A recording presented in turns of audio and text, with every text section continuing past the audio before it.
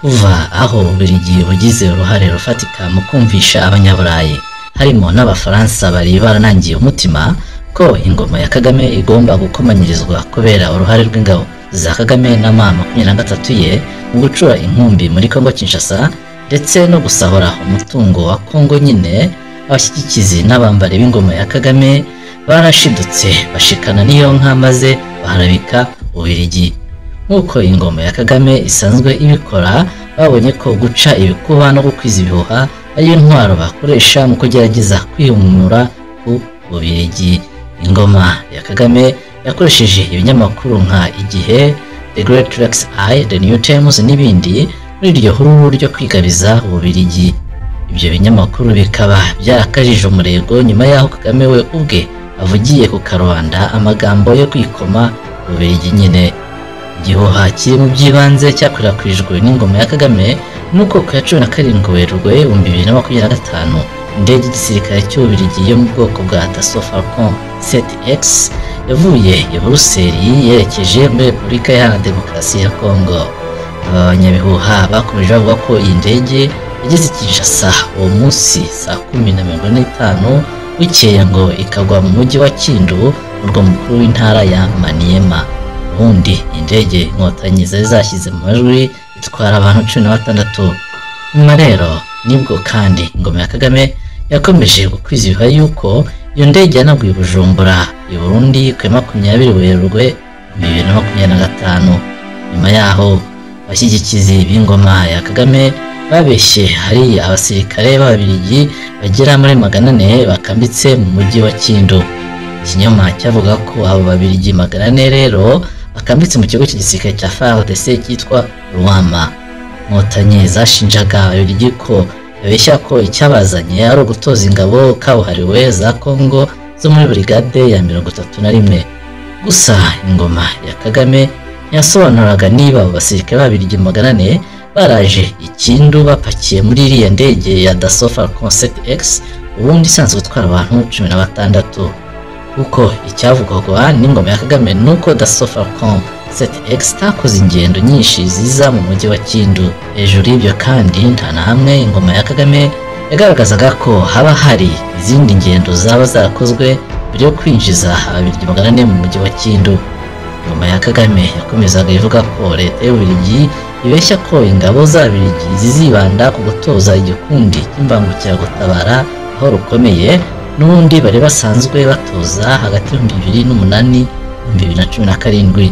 Aha niho ingoma ya Kagame yagaragaraga nanone igasa nk'iyicinya icyara ivuga ko gutozwa n'Ababiligi ntacyo byatanga kuko n'ubundi Ababiligi ntacyo baba baje gutoza abakomando b'Abanyekongo batabatoje muri iyo myaka iri hagati ya 2008 2017.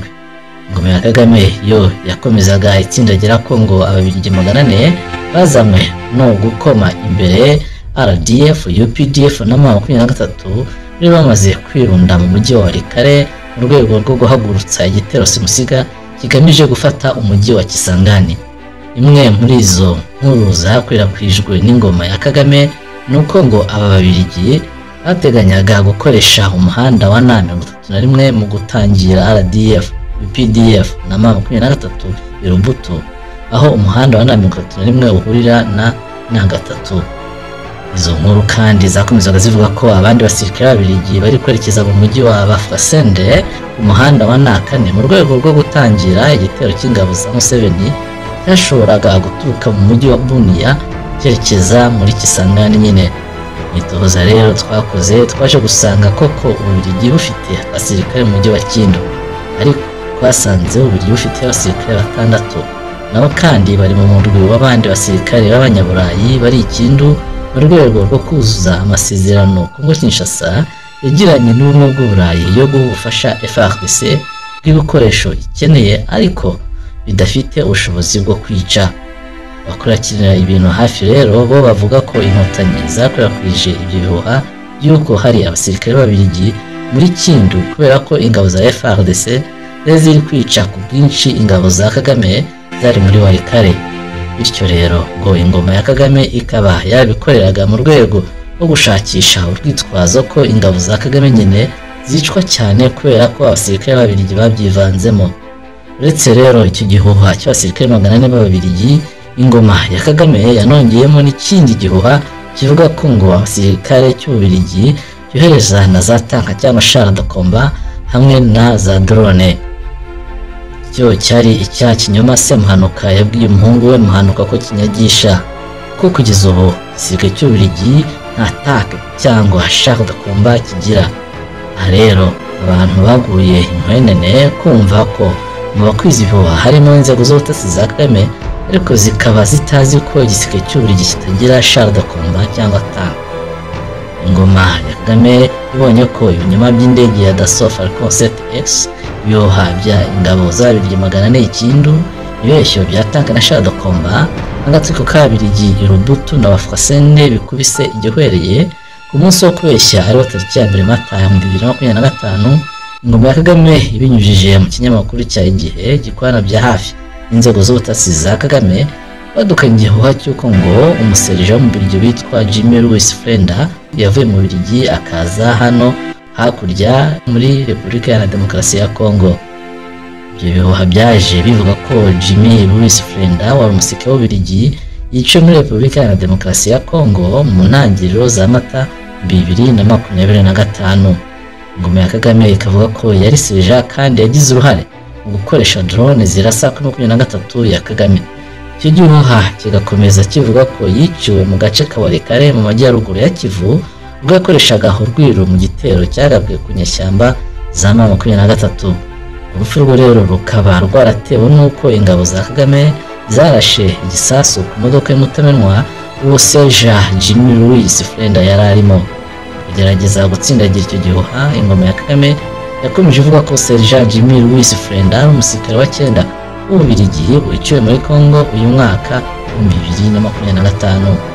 Ingoma ya Kagame yigamba ko mu kwica Serja Jimmy Louis Frenda mu 2025, na 23 ya Kagame yahananuye inzuri ebyiri z'Ububiligi yakoreshwaga mu kurasa ibirindiro bya 23 na RDF i Walikale. N'iyo nkuru y'igihuha yatangajwe n'Igihe ku ya 3 Mata 2025, bakoresheje ifoto bavuga ko yerekana umurambo wa Serja Jimmy Louis Frenda uri kwitabwaho n'abandi basirikare b'Ababiligi. Nitohoza rero twakoze nuko iyo foto yakoreshejwe n'Igihe ari ifoto yashyizwe kuri LinkedIn mu mwaka wa 2024 mu kwezi kwa Mata. Ikaba yashyizwe rero kuri LinkedIn n'umusirikare w'Umubiligi witwa Sendaze Vianney. Uyu Sendaze Vianney akaba ari n'umuforomo, kandi Sendaze Vianney akaba rero yarakoresheje iyo foto yerekana bimwe mu biranga akazi ke ka buri munsi. Twanakomeje gukurikirana dusanga nta musirikare w'Umubiligi witwa Jimmy Louis Frenda. Ibi rero bikaba byatwibutsa ikindi gihuha kigeze gukwirakwizwa n'ingoma ya Kagame mu 2023 ngo cy'umunyamerika witwa Richard Johnson wanditse umutumbo w'inyandiko anegura akanagaya cyane Human Rights Watch. Uretse rero uyu ingoma ya Kagame yise ngo ni Sergeant Jimmy Louis Frenda akanamutwerera urupfu n'abasirikare 8 b'Ababiligi biciwe muri Kongo ntaho bagaragara. Ibiramutse ubundi bibaye byaca igikuba mu Bubiligi. Ikindi nuko muri iyo nkuru ya Igihe banditse ko indege y'igisirikare cy'Ububiligi yakoze ingendo ikindu Kinshasa na Bujumbura ari Falcon 8X. Mu gihe mu nkuru ya mbere yanditswe n'Igihe ku 24 Werurwe 2025 bavuga ko indege ari Dassault Falcon 7X. Nuko rero murabona ko mu nkuru imwe bakoresheje 7X, muhande bagakoresha 8X. Ariko uko byamera kose aho kurangiza ko hazimuwatse, ubundi nta n'uwabura kwikanga ko Ababiligi baba bari ku isiri na Kagame, bityo ngo bakaba bakoresha leta ya Kongo nk'ibyo bakoreye Habyarimana. Ibi umuntu yabiterwa nuko kugeza ubu Ababiligi bari ku isonga y'abakomeje gutambamira abarokotse ubwicanyi bwa jenoside n'ubundi bwicanyi bwakozwe na Kagame hamwe n'inkotanyi ze, ko nabo babona ubutabera maze Kagame n'abambere be bakaryozwa amabi bakoze atari ibihano gusa nkaho ari ibya nyarureshwa. By'Ababiligi bacukuriye akobo Habyarimana bivugwa bihereye ko igihe inkotanyi zitera mu 1990 niho Habyarimana yafatiye feri ya mbere harimo i Buruseli, kandi ingabo z'Ababiligi ziri mu za mbere zaje mu Rwanda igihe inkotanyi zitera. Ingabo z'Ababiligi zikigera mu Rwanda zakambitse i Kigali, maze zo zitangaza ko ikizizanye ari ukurindira umutekano abaturage b'Ababiligi babaga i Kigali. Mbese ibyo icyo gihe ingabo z'Ababiligi zavugaga bisa nk'ibyo ziri kuvuga ubu muri Congo, ko icyazizanye ari uguha ubufasha ingabo za Congo bw'ibikoresho ariko bidashobora kwica. Byaje kuvumburwa ko Ababiligi banikaga ingabo zo ku bwa Habyarimana, amakuru bakayashyira inkotanyi. Ikindi kandi ababikanga izi ngabo z'Ababiligi bavuga ko impungenge zabo zishingiye ku kuba Ababiligi bari mu ngabo za Mintwari zaje mu Rwanda. Ni ukuvuga Ababiligi babanje kuhagera mu 1990 baguma mu Rwanda. Abandi basirikare bari bahari mu 1990, 1992, 1993 na abasirikare b'Abafaransa.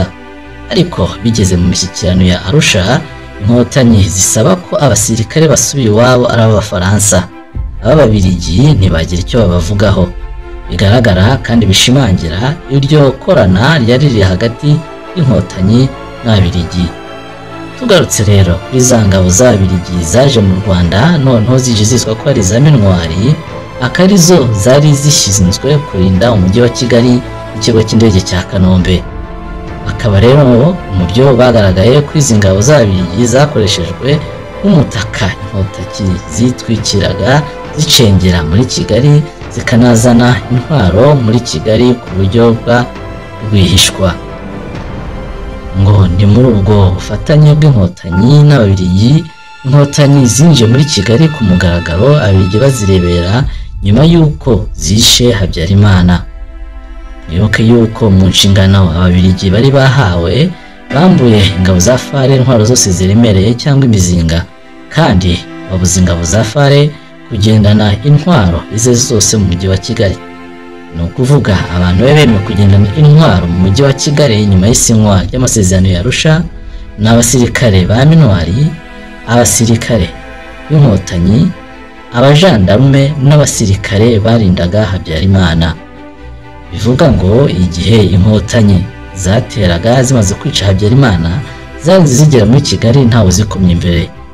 Ababiligi ngo bakaba barasohotse mu Rwanda nyuma y'uko bamaze kubona neza ko inkotanyi zinjiye mu mujyi wa Kigali kandi zafashe uduce na za position nziza zizabafasha kurwana mu gihe cyose Ababiligi bazaba basubije intwaro abasirikare ba FARC.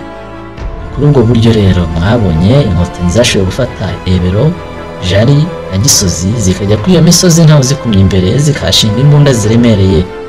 Bivuga ngo abasirikare ba FARC bagiye guhabwa intwaro, inkotanyi zo zaramaze kwitegura no gushyira ibikenerwa byose ku murongo.